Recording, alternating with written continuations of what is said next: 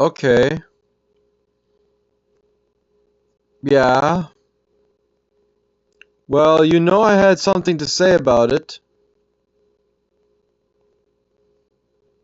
Multiple things. So let's go over some of it. First of all, in this video, they talk about the idea that apparently going outside will help your eyes so that they don't increase the myopia. There is also a statement such as we will talk about having dopamine in the eyes to help it so that it is more protected. But this dopamine is associated with happiness, right? It is a thing that is related to joy and elation and, orgasms and stuff. So these things, basic smiles and playing and laughing, telling jokes, and being glad about the world in general makes you more dopamine released. So you can have all sorts of different things, and you can say, "Oh, well, let's put more dopamine into the people." But the thing is, what if you're literally just too sad about life or bored with life? If you're not, if you're bored, you're more likely to not exactly be too happy about it. Um, it doesn't really work so well. So the thing I reference in these comments, let's look at it. I first hear about bright screens. Okay, my history with it is that people talk about screens, right? You look at the TV screen, you look at your phone, it's a bright screen compared to the world outside, and it's hurting your eyes. My experience, reality, test done in the field is the screens are actually dim and the outside is magnitudes brighter than the screens I have witnessed. Because, first of all, I don't have my brightness up to full, but also, it doesn't matter if my eyes are like close to the screen or far away from the screen, the light is the same amount of intensity because of, well, okay, it could be brighter if you get really close to the screen, I get it. But like if you go outside, you're going to have to maybe use sunglasses. Everyone knows to use sunglasses or their eyes start hurting. But guess what? I reference that what if you go outside, your eyes start hurting, right? And then that causes a healing response because your body wants to get rid of the pain. It ends up starting to recover your body so that you don't end up with continuous pain because your body doesn't want that for you, for itself. It doesn't want to have to process all of that. So it's like, what can I do about this? Oh, I could do something about this. But here's the thing, right? Going outside, everyone experiences going outside. We go outside during the commute to the school or doing the commute to work or things like that. There's so many people who they spend the majority of their time possibly indoors. Yes, this is true. And this is the thing that he mentions. And I stole his personality a little bit so I could talk like this. Kind of because I like that. But here's the thing. I am bothered when you talk about um, some things and other things, but you don't mention stuff like what actually could injure your eye. Um, in regards to what he says is, well, your eye is becoming longer and such. The longer your eye, right, instead of being a rounded shape, is the difference. It's more grape and it's less, ball shape. So it doesn't like a sphere, and it's like your eyes aren't supposed to be sphere usually, actually, probably, most likely, possibly. But here's the thing, the lens is still wanting to do things according to a sphere, perhaps. So the lens needs to be fixed or the eye needs to be adjusted. Why is there no suggestions about having some kind of scaffolding holding the eye so that it can slowly, like a pair of braces, readjust the eye into a normal shape? You don't need to insert a new lens and do invasive surgery. You can do passive surgery of involving something that would go around the eye and hopefully not cause like a terrible infection.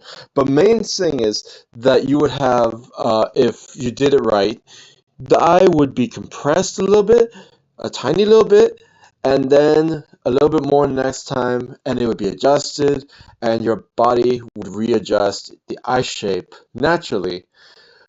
Another thing, I wonder what would cause the eye to feel like it's more comfortable in this position. And that's an interesting thing.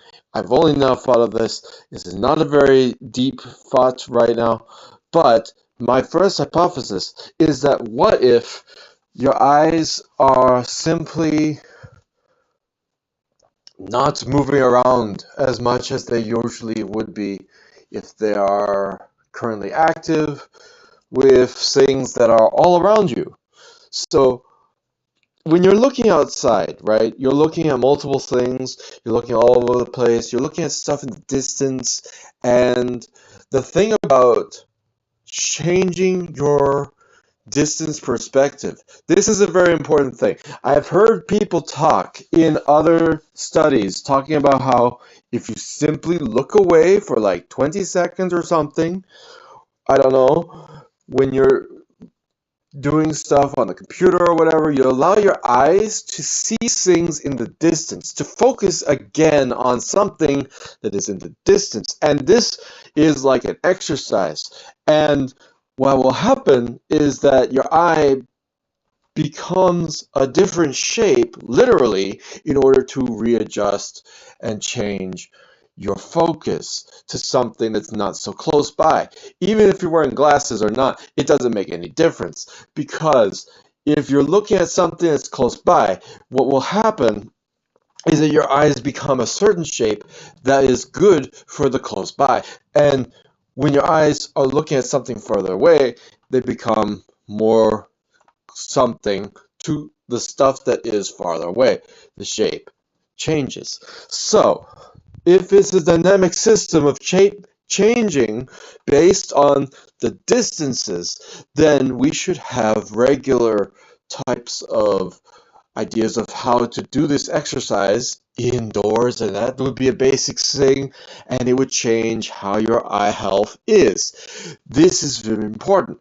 The other thing, this happens naturally out in the outer world, because when you're looking at something that's nearby, like the stuff that you're climbing on, or the road that's right ahead of you versus far away, you're looking for things that are interesting, or maybe you're looking for details to help you stay safe, like the car that might be far away, and then you want to make sure that you don't go out in front of the road while you're going across the street. You're going to see that car and it's far away, and you know that you're going to be safe because you have noticed this thing. And honestly, you don't even have to see it in full clarity. You just need to see that it's there. So this is a total other tangent that it comes from me just having a basic, very simple understanding of actual things happening with the eye. This person, with their perspective, and I don't know who else is with this and what all is concerned, but it's possible that. Listen. When I told you about screens, they're bright, right? And they say the brightness is so bad. And I literally slap every one of them in their face saying the outside, literally, when you look at it, okay? Even with a camera, your camera is going to be like, it flashes totally white. When you suddenly, I made a video like this. You flash, you open the blinds to the outside for your camera on your phone, and what will happen is it will be totally bright, instantaneous loads of light. Why is this? Why is it so much more dynamic than just moving it around your room? It seems perfectly fine looking around your room. Once it starts looking outside, boom, large amount of bright light. What? And then it adjusts. Why does it adjust to? And then everything inside also goes darker. This is because the amount of light and the processes automatically adjust the camera so that it doesn't take in all of the light that it's getting and show you all of the light that it's getting. It shows you a dimmer, more at our level types of light intensity. This is something that a computer knows automatically, but we forget about because we are doing it with our own minds. We're just doing it in a situation, in situ. We are not, okay, here's the thing. When we look outside, we naturally think that not the outside, okay, in the regular bright days, it will definitely be brighter than any screen you will ever look at in your entire life, unless you're out into like a concert or something and they're shining lots of random stuff and you're also nearby. This is not the best thing to do. So here's the thing.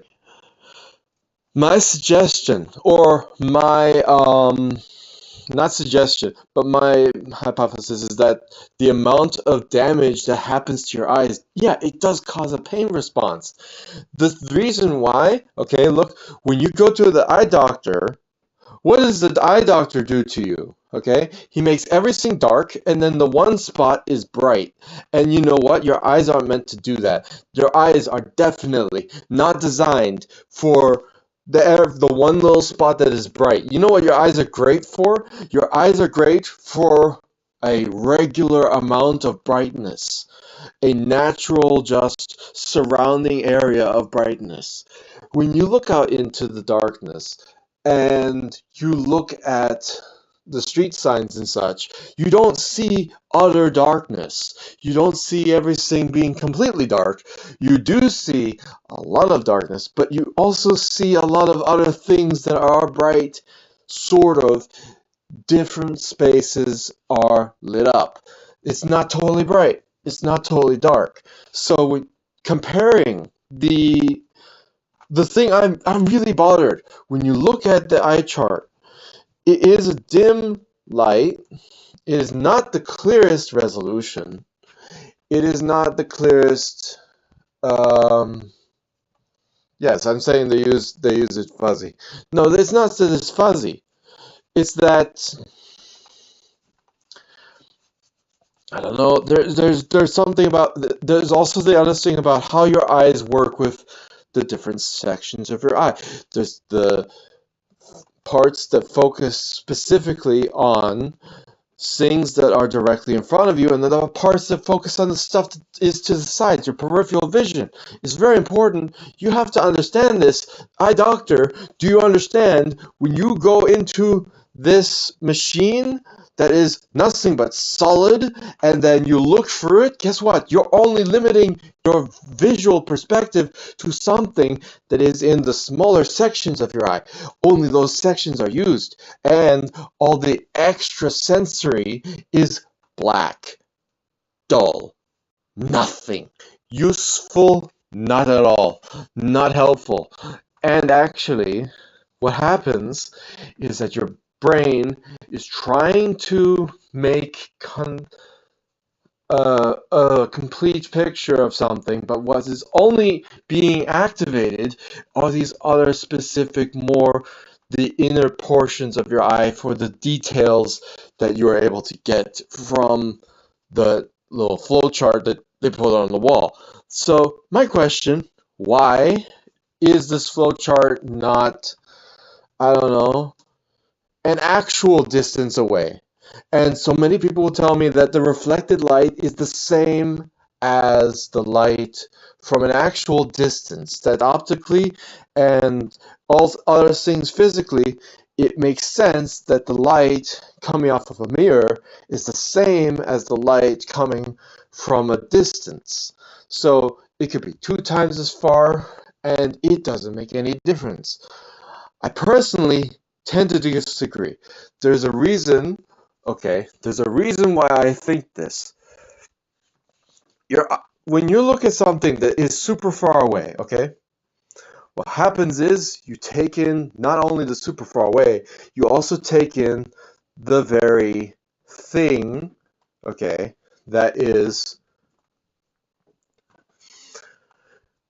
you take in the very thing that is all around the area as well. You don't just look at just the thing that is far away.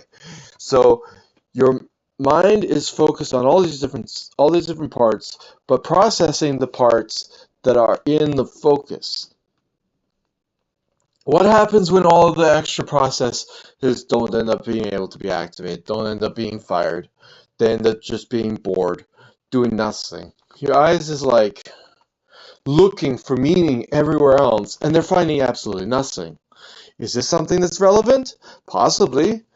I'm thinking it is, for some reason, but also, the thing is, gauging distance, is a lot easier, when you have some reference frame, huh? Am I wrong? Reference frame, what does this mean? When you're looking at something, and you're only looking at the one point on the wall, do you understand how far away it is? No, you do not. Do you know why? Because there is nothing to compare it to, This is a biased study that is done with not good logic, that limits the function of your eye. It is not analogous to the real world, where you're actually looking at the distance, where you're actually looking at something that is extra far away. All you're looking at is the mirror. What is the mirror? How far away is the mirror? It's as far away as the mirror is. The image is small in the mirror. So what actually is happening? What's the difference between that and reality, looking at something extra far away? The travel of the light, right? The way that it becomes smaller and smaller is one thing. But the fact that your brain is able to look at something that is of an actual distance away, your brain is actually able to have the context of twice as far away as it is when it's looking in the mirror.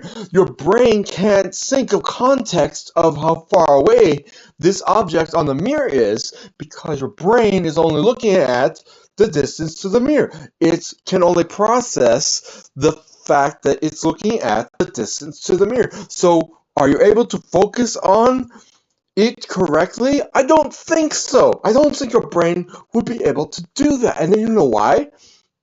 Because similar to how we don't look at really tiny stuff from far away and simply just see that, we have to look closer, because the tininess and everything is so difficult to see. When you look at something so tiny, you're still only thinking about something. Now, look.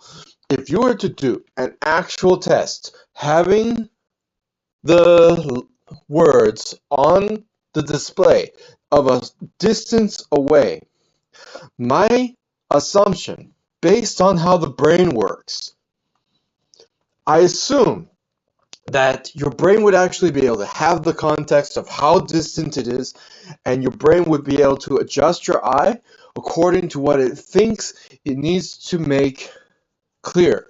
But here's the thing, right? When I do my tests in the eye doctors, guess what happens? Every time they make an adjustment, +1, +1, -1, +half, -1/2, +2, -2, whatever they do to the lens to make it so that it could possibly sign correctly so that I can see, guess what happens? It never happens. This is only based on my personal experience. But guess what? They never make my vision clear. Do you know why? I can guarantee you I know why. It's because the test is imperfect. It doesn't give you your peripheral vision. Your sense of distance is distorted in these tests. So it's impossible for you and your brain, mostly your brain's doing all the hard work here. Guess what? You're not. The brain is like, well, this is no good. I can't understand what is going on. I don't know how far away everything is, and I can't see what is around me because I'm not looking at anything other than the thing that's in the distance. Your brain says look at something, and it is something that is only a few feet away when they're wanting you to think about and focus on something the size of something that is actually twice as far away. This is unfair to your eyes. It's unfair to your brain.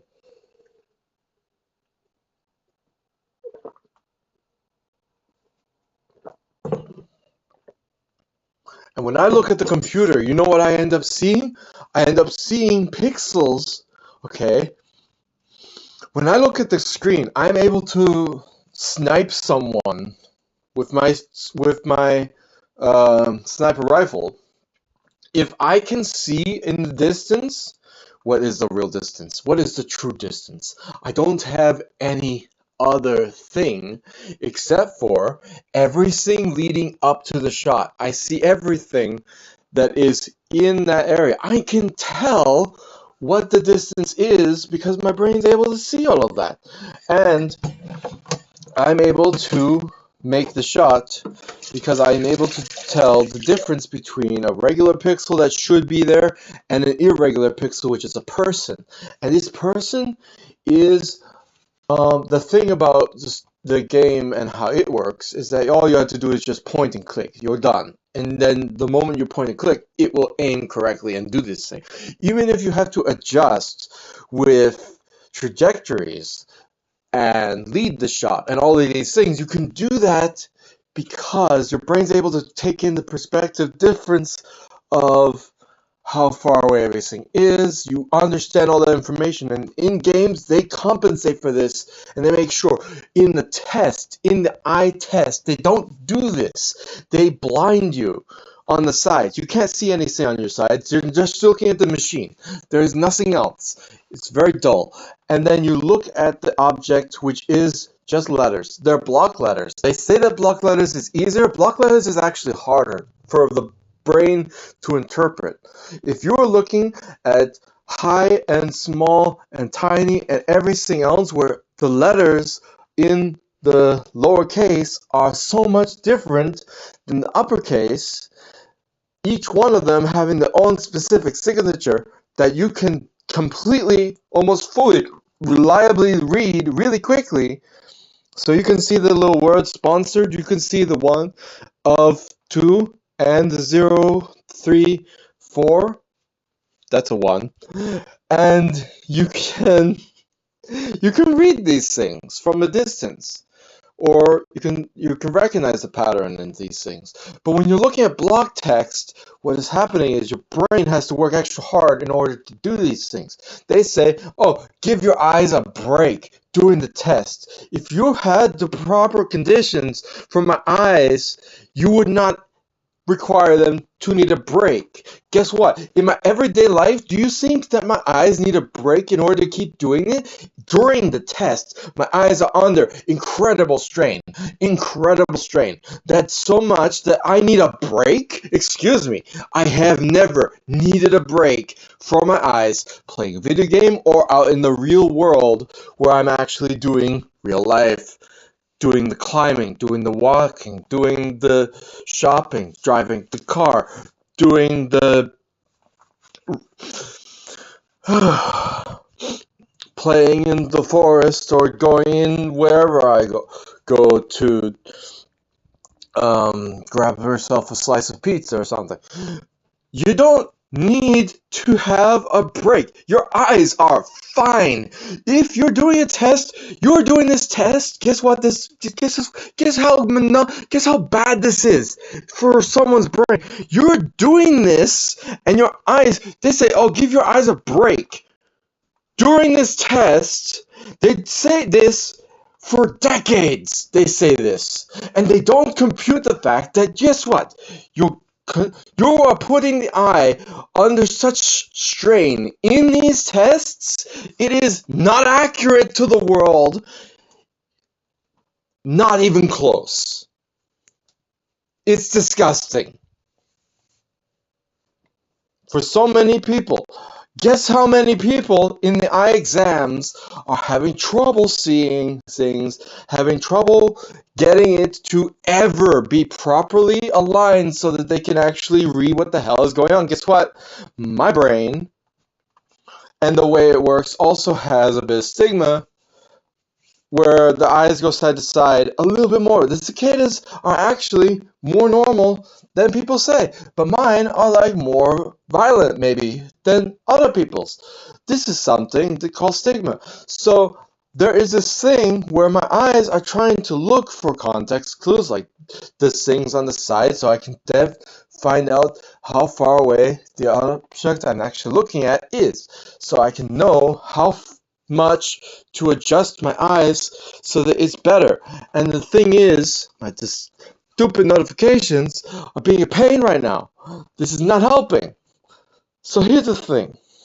First of all, so many times, people say these eye exams are accurate, they are very good, they have all these studies and things, and they don't even realize that what they're doing to your eyeballs has nothing to do. You go out into the regular world, do you ever give your eyes a break? Do you ever, one time in the world, ever give your eyes a break? Tell me in the comments. I'll tell you, guaranteed, 100%, maybe you never need to. You know why? Because it always happens naturally. You know what's happening in these tests? You never get the break. You never get the proper conditions. You never get the ability to adjust properly and be properly dialed in. Okay? So I don't think these tests are accurate. I don't think these tests are good and helpful and things. When you look at, okay, look, let me tell you another thing about eye doctor test. Oh my god.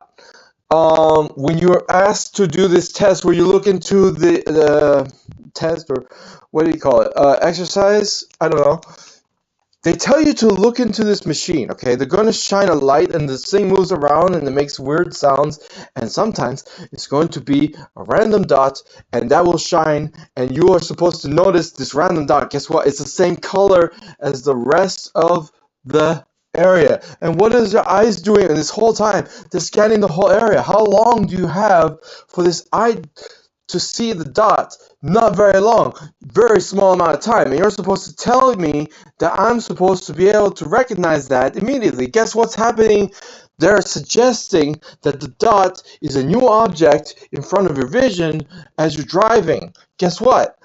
When you're driving, you have time to see and predict objects that might be showing up. You get context clues. You know about there are things, all sorts of cars that are on the side of the road. Maybe you suggest that there might be someone coming from the side of the road. You are perceptive of this. You know this is possible. So you don't consider it as much from the left side of the road where it's more empty, okay?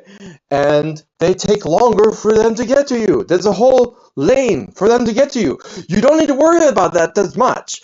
So you focus more on the right side of the road, right? Where you're driving. But you also look at the left side, obviously.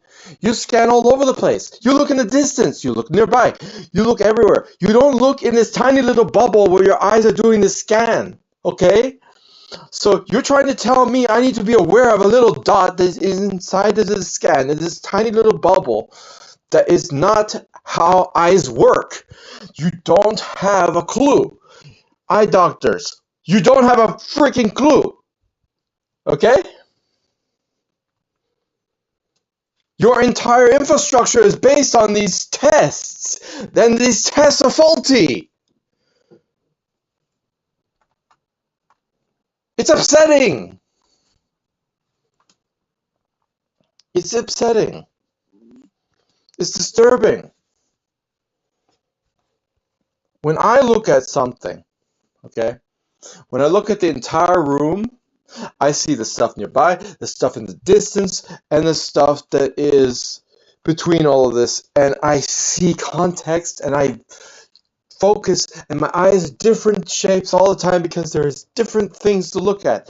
If your stuff is busy, if you have things that you could be looking at, and there are other things in the way, then your eyes are able to blur those things out that are not focused, and the other thing that is focused. And then you can switch from one distance and another distance. Guess what happens if you have nothing in your apartment, in your room, in your office building, in your office, and you're in front of your desk and you're just looking at the screen and nothing else to change how much distance you're looking at, there will be no breaks. So maybe your eye will have some strain from that. But guess what? In the eye doctor, you're just there for 10 minutes or so. Your eyes are strained. You don't get this strained in the entire day. This is why eye tests are faulty. This is why it's bogus. This is why the entire system needs to get re-uploaded and done and reanalyzed and seen for what it is, how it's faulty, and how it needs to be corrected. It's terrible. I'll tell you another thing. So, if the eyes were responding to damage from the light that we are getting outside, like we never have sunglasses. Do you know Inuit, they don't have sunglasses? You go into the Arctic and you're nothing but bright light and you're outside all the time. Guess what? They don't have sunglasses. They simply look at the light and everything as it is all the time as it is. It's always 100% bright all the time. So the eyes are adjusted to the brightness. This is why they don't end up with their what was the word? Okay? If your eyes are adjusted in your regular everyday life to look at brightness, then it's going to be adjusted for brightness. If your eyes are adjusted to look at the normal, which is your apartment building, then it's going to be adjusted for that. And guess what? This is normal. This just means that you have adapted to your surroundings, your environment. This is what your body does. This is natural. Okay? So all you have to do is make your environment be something that if you want, we talk about, oh, you're going to have blindness when you're 30 if you're indoors a lot. More likely. Especially if you're in a gene pool where other people are also in dim situations. Well, this means one of two things. Also, because you talk about dopamine, okay, which is the happiness pill, it's the happiness drug in your body, right? If you understand that, you know, okay, that what if, I'm just going to reiterate it, what if the amount of happiness in the world actually for a person is not as high as it could be, and it could be better? Well, a lot of people say, well, what if we do a study and we check out this hypothesis of the idea of happiness? How much happiness we have back in the day versus now? Well, Great Depression, we were not happy, and we were also indoors, and we were also working really hard in these things, and it was really sad. But guess what? Things have been better, but also things have been not exactly best. And then you get into this time where people are forced to be indoors for what was it, 4 years, 3 years or something, 2 years, you know, they have this whole time where they're forced to be indoors because they're trying to avoid the big pandemic. And it's not happy, it's not great, but also, you know what, in general, how likely is it that we are going to go out into the outside? I used to go outside all the time. I used to go outside all the time. My time at schooling, screw it. I would be outside. Also, the majority of my time was homeschooled, but I also went outside. I played outside. I went and I did the stuff with the climbing trees and running around and riding my bike. This is what I did majority of the time. The time of me being in school wasn't what happened with everyone else. So maybe I had the adjustments so that I end up with, okay, the stuff that other people end up having. This is why my eyesight, I still need glasses, right? If it's congenital, right, and if it's also environment and environment adjustment and then genetics follow to the next generation, it's interesting to know you might not be shuffling your genetics only in your breeding, but you must also be adjusting your genetics and your foremost genetic expression as you are developing as a person. Your genetics that you're putting into the sperm that you have might be adjusting to your current life. So you might have, in some point in time, a genetics that brings an offspring that brings a certain result. You would think that the same person having the same things and having kids later on, like a decade later or something, would have the same genetics. But what if they have different genetics because they have different life experiences, and then they end up having a completely different type of child, one that grows up with completely different situations? Wouldn't it be interesting to know that if you change the situation for everyone with their environment, with the way that the eyes manage things, and hell, don't get me wrong, I'm very upset that there are a large amount of people who end up blind around 30 years old because the rest of the people in the world are around dim light. And we were so bothered about the bright screens now, but instead it was never that bright. It was a false information. It was never that bright. The outside is so much brighter, so incredibly much more brighter. Unless it's a cloudy day, then it's not too much more brighter. Actually, it's kind of average. But you go out in a sunny day, right? And it's like your brain is handling it totally differently. And it adjusts. So allow yourself to get into a routine and a situation that allows your brain to adjust, allows your brain to think about it in this other perspective. Have your brightness levels up, possibly. Being outside, being able to see things in distance, being able to just look over to something in a distance every so often, every 20 minutes, look over to something 20 seconds. It's a thing that I've heard, and it's an interesting thing. Please do that. It'd be great. This is the first video I've ever seen of this, but it's not just the first time I've ever heard people talk about how a person's eyes work, but it's the first time I've ever heard eyes and dopamine connection. What is that? I don't know what that is. I can't understand that. I can't grasp that. I don't know why that is the case, but if happiness has to do with dopamine and the person, then that means that it is possible. Okay, it is possible that you have, fuck, I just screwed up the format of the video. I like vertical, I don't know why, and then I screwed it up in the video, because it adjusts and it's re-encoded as different. At least I think it is. Ah, shit. Whatever. I said all I can think of to say about this. Where's the dot I usually have? I usually have a dot. I don't know where the dot is. It's down here? Okay, cool. Anyway, yeah, you want to talk to me about eyes? I could talk about eyes. I could talk about science. I could talk about all sorts of things. And guess what? This is in the Science Me playlist. This is just another video that's inside Science Me playlist. Check out this video. Playlist.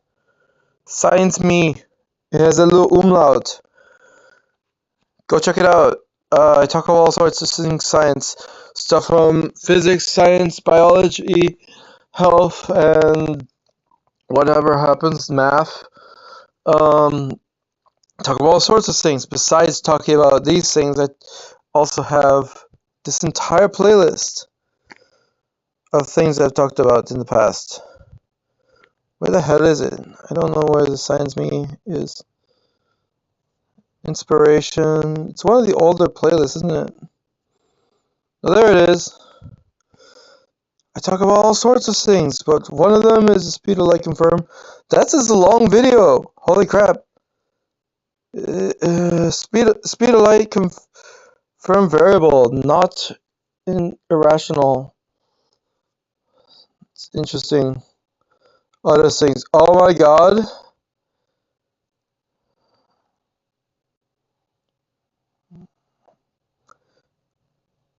Why did I put this into the Science Me playlist? Because it is the main video that it didn't do a response to.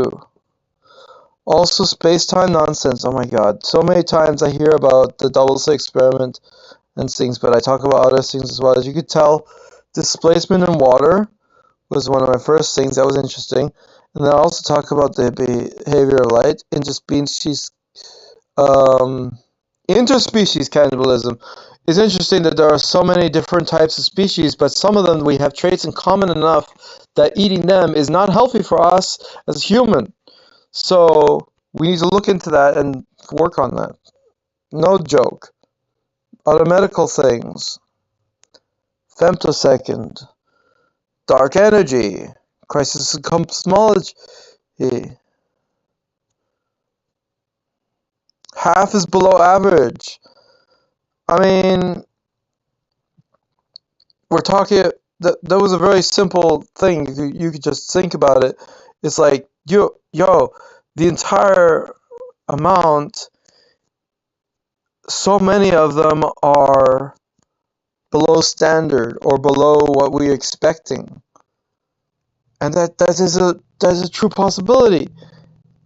Aliens are hidden. I don't know what this is about. I don't know what this is about.